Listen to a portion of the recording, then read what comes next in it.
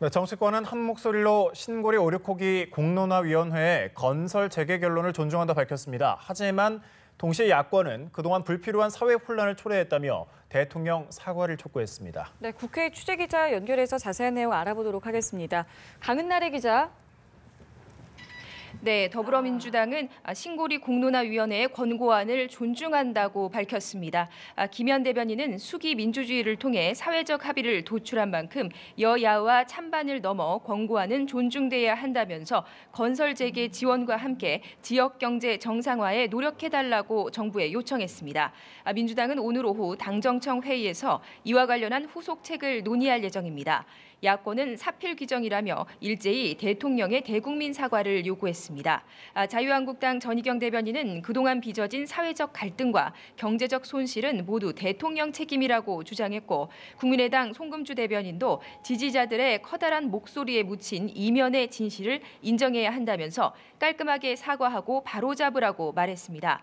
바른정당의 박정아 대변인 역시 사회 갈등과 국론 분열을 유발한 것에 대해서 사과하고 장기적인 에너지 정책을 제시하라고 정부에 촉구했습니다.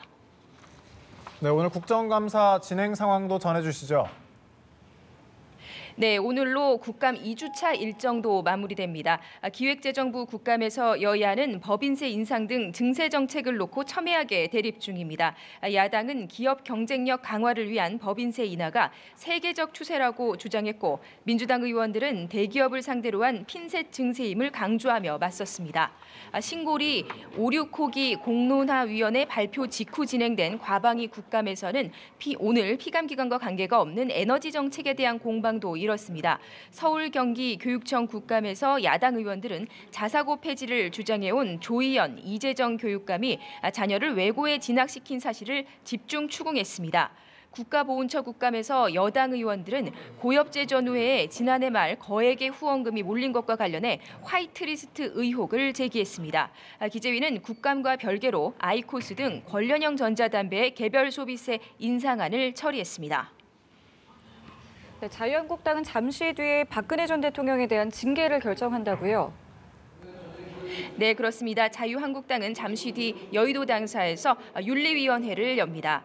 앞서 당혁신위원회가 권고한 대로 박 전 대통령과 친박계 핵심인 서청원, 최경환 의원에 대해 자진 탈당을 권유할 가능성이 큰 것으로 알려졌습니다. 박 전 대통령은 지난 4월 뇌물수수 등 혐의로 구속 기소돼 이미 당원권이 정지된 상태인데요.